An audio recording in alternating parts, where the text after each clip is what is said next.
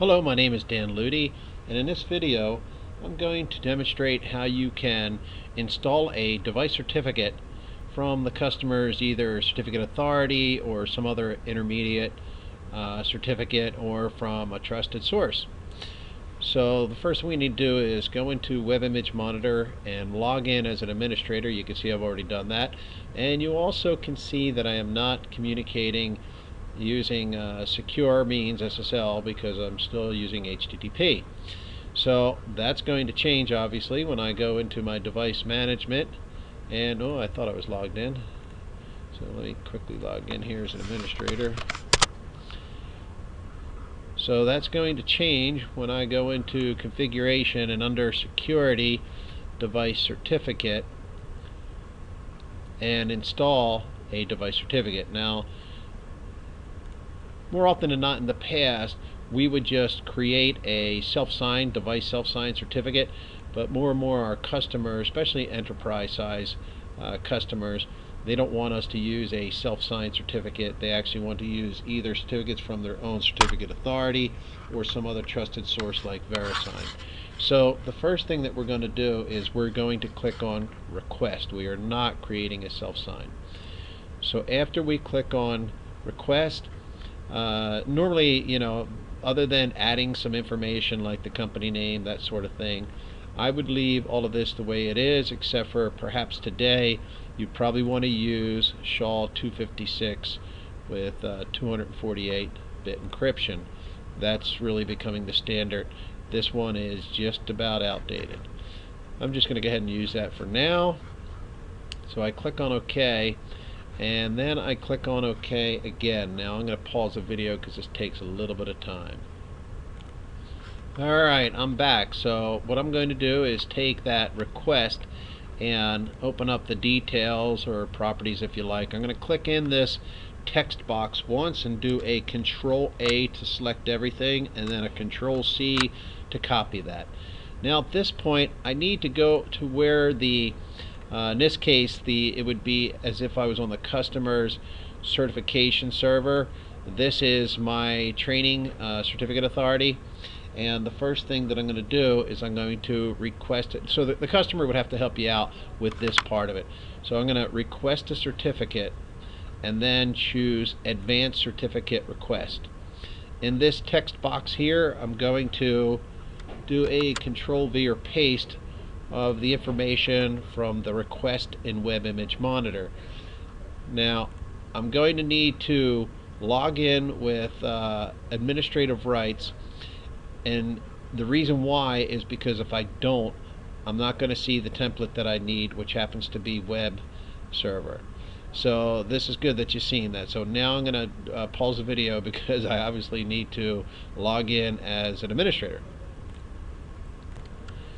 Okay, now that I'm logged in as administrator, again I'm going to paste what I had copied from the certificate request in Web Image Monitor, and I'm going to change this template to web server. You can see I have a whole lot more templates now, and I'm going to click on submit, and then after I do that I'm going to change this to base 64 encoded and download certificate. Now what happens from there depends upon your browser and the version. I'm going to actually save this as well, it's not done yet here. Let me go ahead and click on show in folder, and you know what, CertNew is good enough for me. I'm going to go ahead and take a look at it. You can see it's being issued to, and I will make a point of this, that it's being issued to the host name of the device, and you'll see why that's important later on. So I'm going to go ahead and I'm going to go to edit with Notepad++. If you don't have Notepad++, it is a free download, by the way, but you don't necessarily have to have it. Notepad will work just fine. I'm going to do a Control A here to select everything, and then a Control C, and now I'm ready to go back to my Web Image Monitor. So let me go ahead and let's see here. I'm going to scroll up and go ahead and close that, and web image monitor. Now I'm going to go ahead and select this certificate, and finally I'm to the point where I'm installing. So we've done a request, then we went in into the details or properties and we copied and pasted when we went to request a certificate at my certificate authority. Now we're going to install. So the items that I copied from my Notepad++ or Notepad, I'm going to paste here and then click on OK, and then I'm going to pause the video again because it's going to take a little bit. Alright, it is complete, and I have a shortcut on my desktop to web image monitor, and we're going to confirm by saying whether or not our communications changes to secure, which you can see it went from HTTP to HTTPS. And you might have noticed, if you've dealt with the device certificates before, that I did not get any kind of certificate warning, trust relationship issues, and I don't have the ugly red background indicating that it's not a trusted certificate. Now, if you recall, I told you to keep in mind that the certificate was using for its common name the host name. Well, the certificate that I got from my certificate authority also is used on my client computers in my training environment, which is typical of how they would have it in an enterprise size network. So there was no trust relationship issues, so it went right through.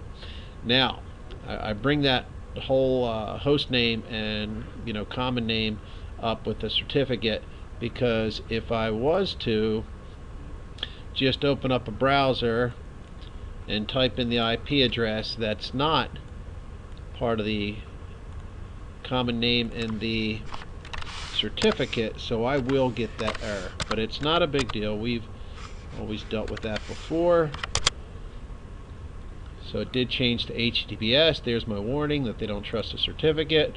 I continue anyway, and from here I could always go ahead and click on the certificate up in the URL, that ugly red background, and I can install it. I typically would just use automatically select, and if I still get that, then the next time I install, I'd go ahead and place all certificates in the following store and use my trusted root certificate authority. Okay, so you click on next and finish. Gives you a warning. Okay, import successful. Okay, and then you'd have to close your Internet Explorer or whatever browser you're in altogether and launch it back. So I hope you found this informative, and thank you.